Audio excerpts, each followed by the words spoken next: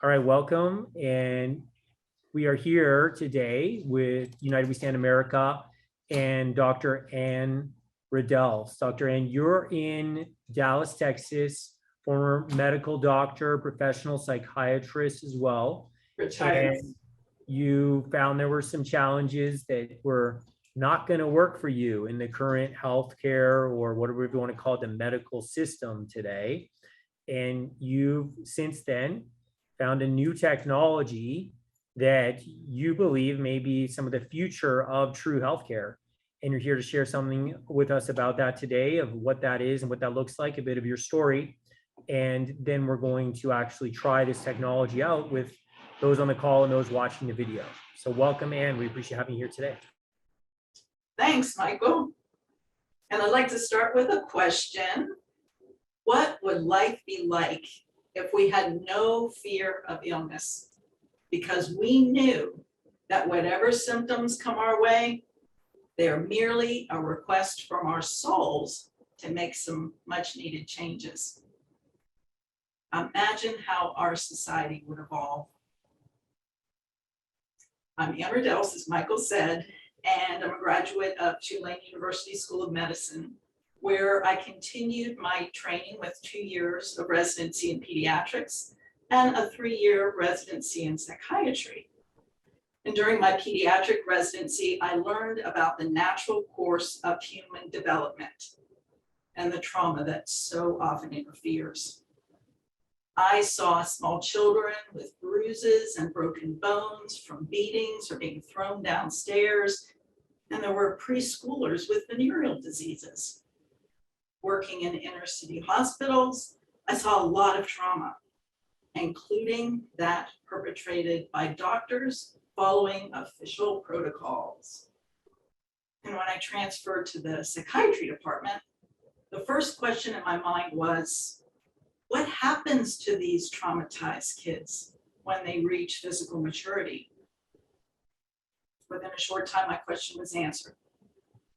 Without treatment of heart and mind, these traumatized children grow to physical maturity only. Emotionally and mentally, they remain stuck at young ages, the ages when they were most wounded.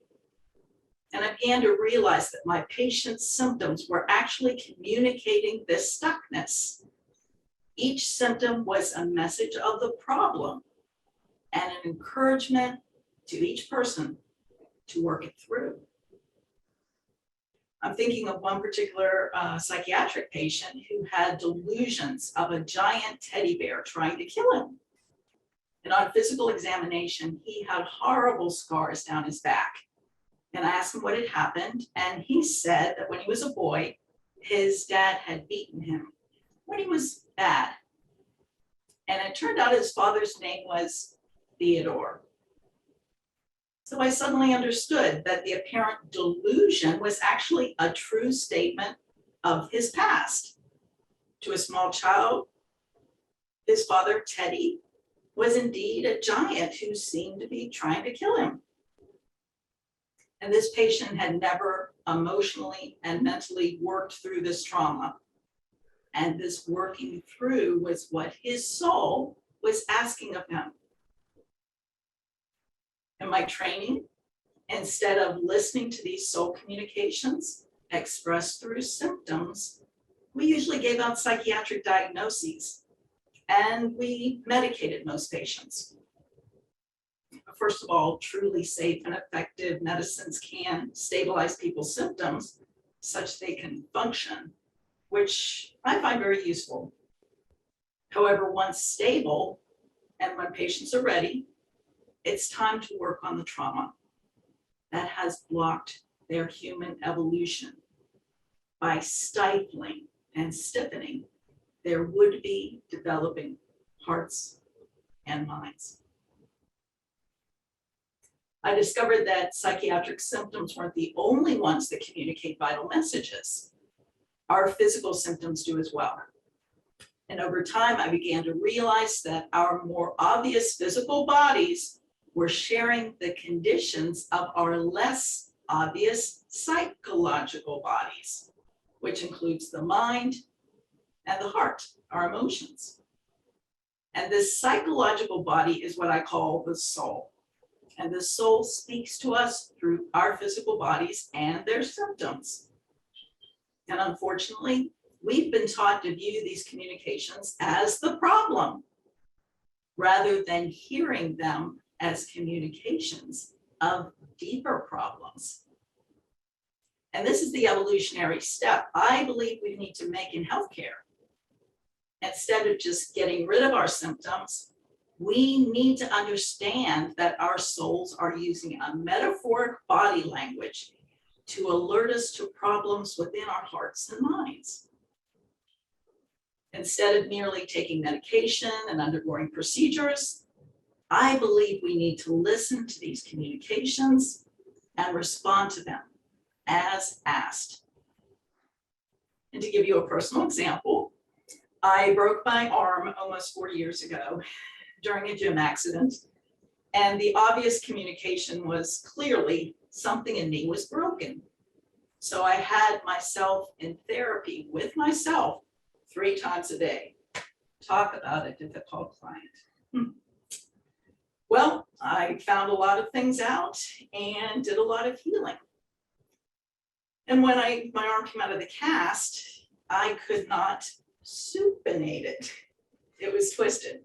And the pediatrician at my church said, you know, Ann, it's going to be twisted for the rest of your life. And I said, no, it just means something in me is twisted. So back in therapy with myself 3 times a day to find out what it means was twisted, found a lot of things to work through, and now I have a perfectly normal arm. So this is a good example of how quickly we can heal when we get the message and adequately respond to the request for change. And sometimes, of course, these requests are difficult to do, so healing takes time. But let's look at the worldwide corona crisis as an example of how this listening works. I think we've all had some personal experience with the coronavirus, whether we've had symptoms ourselves or someone we know did. And our culture tends to look at physical symptoms as having purely physical causes. So many people cast all blame on a microscopic virus that they try to avoid at all costs. But in my experience, our physical symptoms can also have emotional causes, such as the common problem of unexpressed emotions that we've stuffed into our bodies.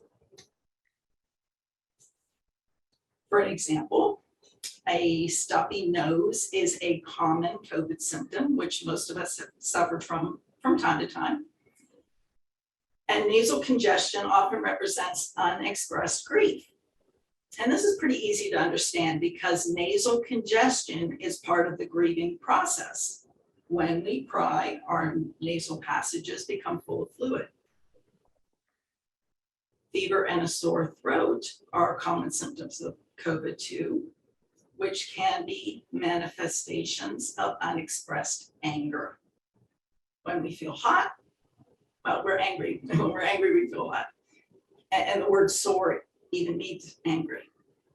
And I've heard doctors express a belief that all illness begins with inflammation, another word that means anger. Fear stored in our bodies can be expressed through chills, a COVID symptom, or fear may be expressed through trembling, one side effect of the COVID shot. And when we're conscious of our fears, we can follow their trail to find a large number of dangers in our world. We may be afraid of COVID, the COVID shot, or the many scary human life-threatening events in our past that we've never dealt with, which these life-threatening events of the present day may be reflecting and demanding our attention to work through. Our COVID symptoms can also be expressions of mind. A headache or brain fog might be an expression that what we're holding in our minds is hurting us and making us fuzzy. For example, we may have absorbed a lot of family fiction or fake news over a lifetime. which can fester in the mind, leading to illness in the body. Vomiting, another symptom of COVID, may be a suggestion from our souls of what needs to be done with all the indigestible storylines we've been fed. Get them out. So body symptoms may be an expression of a problem, such as unexpressed feelings stuffed into our bodies, or thoughts that are not our own that have taken root in our minds. And our symptoms may also be directing us to the changes we need to make, such as getting these unexpressed feelings and indigestible thoughts out of our bodies. So let's do a brief meditation to get some personal experience with how this soul listening works. If it feels comfortable, please close your eyes and spend a moment to sense into your beautiful, brilliant, and loving soul that is ever with you, guiding your steps. Now tune into any part of your body that is asking for your attention this evening. It may be a part that has been suffering on and off for months or even years. Or it may be a part you haven't paid much attention to, but is asking for attention now. Wherever your mind goes, trust that there's something there for you to discover. Sense how this body part feels. And how would you describe this feeling? Is it tight, stiff, stifling, suffocating, burning, or perhaps tears come into your eyes as you tune into this part of yourself? All of this is important information about you and your life. The words that come to mind are significant. For example, if tightness or stiffness came to mind, how might you be acting in a rigid manner that your soul is asking you to take note of? Or is there someone in your life whose rigidity is hurting you? Who or what in your life might be stifling or suffocating your growth? Did someone in the past have a destructive effect on you that you've never recovered from? If tears came to mind, what might you be sad about? Sometimes a body part may contain a lot of giggles, encouraging you not to take your current stresses too seriously. Whatever you notice, take a moment to hear what your soul is telling you. Is your soul saying something about an unresolved trauma from the past that needs resolution? Is there some unexpressed emotion manifesting through this body part, such as grief, anger, fear, guilt, or shame? Is there something in your mind to which this body part is drawing your attention? Is there something you believe that is not true? And this is disabling you. Be aware of how you refer to this body part and its condition to others, such as, I've had a bad knee ever since my biking accident. Have you done something bad that you have painful regrets about? Consider the role of this body part for clues as well. For example, the lungs take in the oxygen that's essential for life and release the waste product of carbon dioxide. If we have a lung issue, we may be struggling with taking in what is useful for us and releasing what is not.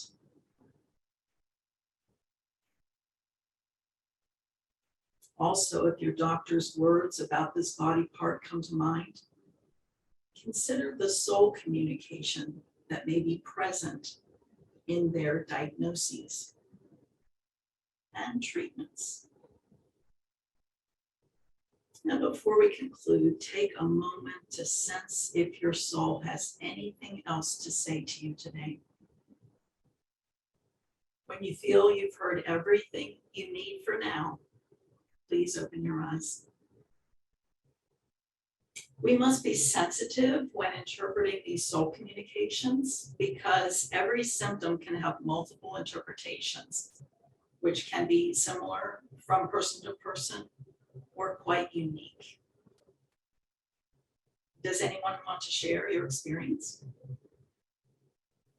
First off, I just want to say thank you so much. I think that you, Doctor, are truly the cutting edge in merging spirituality and medicine, and that's truly where we're heading into the future. Personally for me, what you're saying is resonating 100% because one of the things that I've noticed that when I do yoga is that when I have energy blockages throughout my body, I've noticed that when I'm, stretching my body and finding my limited areas, they're usually attached to some sort of emotion.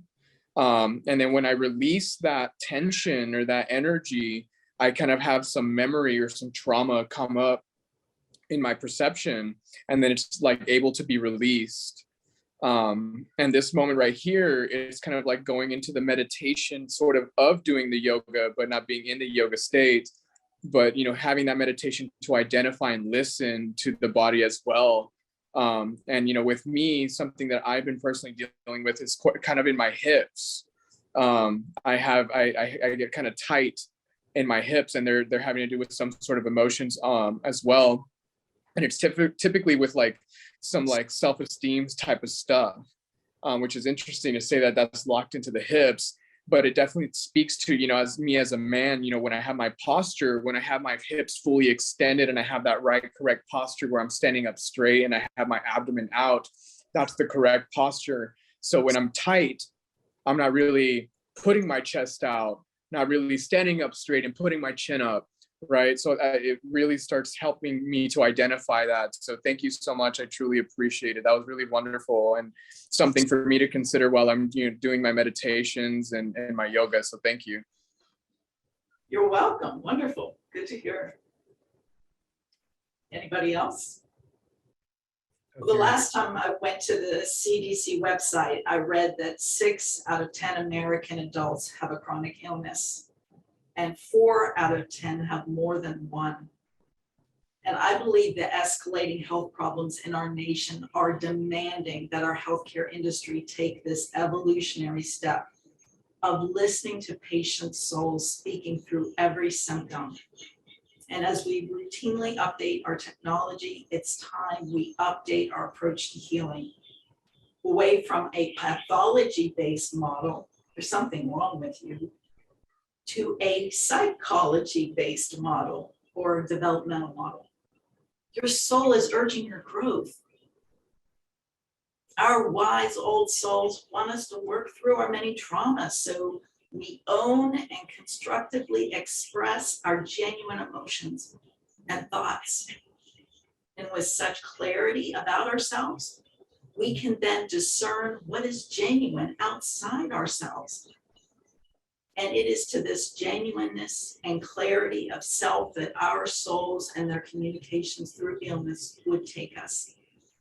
So no matter how devastating our symptoms, know that they are always a request that we cover new ground, doing more, feeling more, thinking more, and sharing more the enormity of who each one of us truly is as a child of God. Are there any questions? And just to add to that, I think that definitely, the identification and the understanding of the energy body and the chakras is really, really important as we move forward because, like I said, and as you've said, those energy blockages are really what lead to those maladies, especially like cancer, is that people don't understand their energetic body. They don't understand how these emotions have such a huge impact on your physical body. And, the old paradigm of medicine is just like, oh, that hurts there. Oh, I'm going to give you this medication that'll mute it. It doesn't solve it. It mutes it and it makes it worse because you're not working out that energy blockage and you're just leaving it there stagnant. So it just continues to get worse. So once again, thank you so much. I really admire your work. You're amazing. Well, thank you. And I liken it to putting tape over a child's mouth and saying, I'm not unhappy. I don't like what I'm being fed. I don't like this. I don't like that. That's what medicine is currently, rather than hearing the symptoms. Wow, they have something to say. Absolutely. So a physical therapist friend, Mary Thomas, and I have put together a free monthly support group called Art of the Heal that meets the second Saturday of every month, online and in person. So if you'd like to learn more about soulful methods of healing, thank you, Jewel, please join us. I'll put the link in the chat. And on May 14th, the topic is drama and trauma, growing through relationship challenges. Thank you, Anne. I know I got, oh, Jewel, do you want to share something? Yeah, just I'm a bit tired, it's snowing here, but my belly has been bothering me today and quite a lot actually. And it's easy to just say, well, what are you eating and all that stuff. That's a quick fix. But yeah, when I actually lay down for a little, I turned my video off just to really get in touch. And what came up from my soul was, a lot of this news is so indigestible. These ideas, no matter how much we share as patriots and faith and go to church and read the Bibles and the Gospels and the Ascended Masters, and we say, "Oh, God wins, God wins." There is that chakra is the sacral chakra, the seat of the soul. It's the inner child, and that part of me is pretty scared about, what's even if you follow the Bible, like what the tribulations are going to look like, and even the people like close in my life, like, are you ready? Do you have enough food? Do you have crypto? I mean, that part of me is like freaking out. So no wonder I have acid in my stomach. And the little message I got is just stop looking at just go and have a nice hot bath. And it's not ostrich, it's not sticking your head in the sand, but it's like, it's definitely upsetting my body. Like Sammy was saying, in the yoga, I teach yoga. So I've got an idea for my class tomorrow. Thanks, Sammy. But yeah, my belly is just not happy right now. It's just freaking, it's very acidic. And that's fear and worry and anxiousness and the inner child that doesn't know what the heck is going to go down here, especially if we didn't really get a good childhood. But it's all very well to say we're all warriors, but I think we're all freaking out at some point. I personally think part of me is clearly freaking out and needs support. And I think the number one killer, as I've learned in my trainings, is stress. It creates a lot of problems in the body. Can I comment on one thing I heard in what you said, Jewel? A soul listening. Can I share? Okay. When you said acidic, that's one-sided of the balance, the acid alkaline balance. So it's a request to look at any one-sidedness in your life. And certainly with all the horrors going on, it can be very easy to go on that side and always balance it out with something positive and true of the spiritual realm, which is the ultimate truth, as we all know. And I'd love to stay on the call with you afterwards, Jewel, if you'd like. So Dr. Redelfs, this is Maxwell in Tucson. go ahead, Maxwell. Okay, I'd like to make a comment on that too. It sounds that most of the people on the call are fully aware that we're multidimensional beings and that when we access higher parts of what we are in our totality, that we can, have that mastery over the body and the ailments in the body, and to heal ourselves is innate, and just following that and putting it back into practice. But as far as specifically what was being said about the stomach and that region, if we're looking at it from energy points So that's your solar plexus. Your solar plexus is an actual sun. And when we can see that and feel that and remember that you know, as we're moving throughout our day, that the solar plexus is a sun. And it can get cloudy by our thoughts or emotions, but the sunlight and the heat and the power of the sun can dissolve it all. As long as we, you know, can conceptualize it, see it, feel it, and let that sun shine. That's something that's worked for me throughout the years. Just recalling that center right there, keeping it nice and clear and super sunny. Beautiful. That's it. Hey, y'all, just real quick, Michael. So I have to hop off because I have a client call at 7 p.m., but it's been such a pleasure to meet you, Doctor. You're absolutely amazing. And I would definitely love to chat again sometime soon with you. You're a wonderful human being. Thank you so much. And God bless you. And I'll see you, Michael.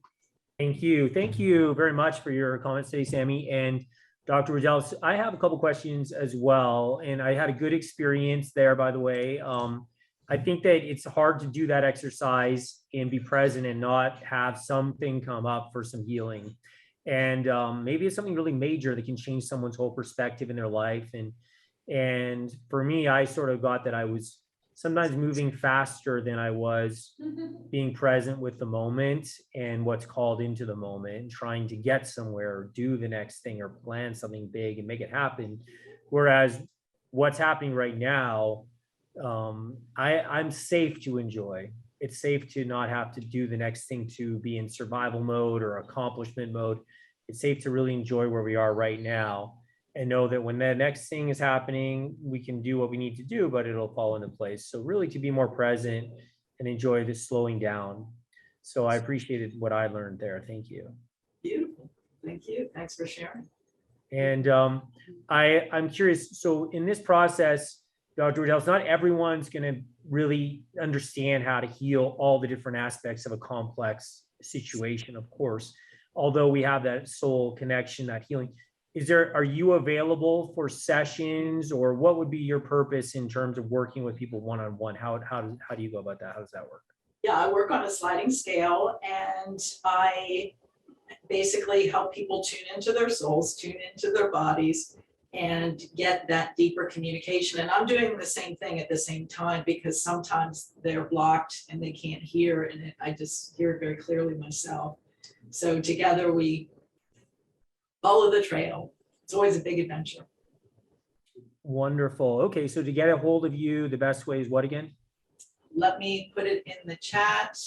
You can reach me at gardenerofthesoul@icloud.com or my website, redelfs.com. gardenerofthesoul@icloud.com, or what was, sorry, I interrupted. What was the second part? redelfs.com is my website. And redelfs.com. Wonderful. Well, I appreciate that. And I almost feel like as we move along through UWS America and we're meeting once a week, we want it to be eventually a movement that not only we get information, we get to communicate, we get to share and learn and grow, but we also have perhaps a moment of healing. Perhaps we take 1 minute to do this kind of exercise. Do you think we could benefit from doing this exercise consistently over a short period of time on a group call like this? Yes, that would be awesome. And even I would be happy to stay on the call afterwards for people struggling with anything. Let's get clear. Let's move on to whatever we're here to do, because to me, this is our time. Everyone's got to shine. We've all got to do something, just like Jewel was saying. Well, that's exciting. I think maybe we could make that a regular segment, just keep it. Eventually, we want to get to the point where everything's really nice and short so that we can have a lot of content and a really valuable experience. But I really needed to hear everything you said today. And it's a wonderful start to a healing journey. And I know there's other healers on the call, so we want to hear from you eventually as well. But this was an important one, Dr. Redelfs. And I look forward to continuing my healing journey with this technology of really listening and seeking and working with my higher power, and also someone like yourself to work through these issues. And I hope that other people who are struggling with something today may receive a benefit from watching this video in the future, or perhaps somebody else on the call also received a great benefit that hasn't spoken up. I think a few people have. So thank you very much, Dr. Redelfs. And anything you want to say to close out this section? Well, Well, just, I love how you call it technology, because to me, there's no greater technology than who we are as children of God. I mean, it's just so powerful. And it was just a great choice of words you used. Well, once again, I think you've hit the nail on the head. To me, that is what I believe UWS America is really all about at the end of the day. And I think that it's for people that are either already know they are or are beginning to recognize they are, but perhaps even that they have the possibility of being a child of God. And here we are children of God, and we are communicating with our Father, Mother God inside of us, and we're learning and growing, and we're here together. And they talk in the Christian tradition as the body of Christ. So it seems we've all got a different role to play to be in the same body. And I appreciate that each every one of the people on this call are brilliant in your own way and have a lot to offer. And I'm very, very grateful.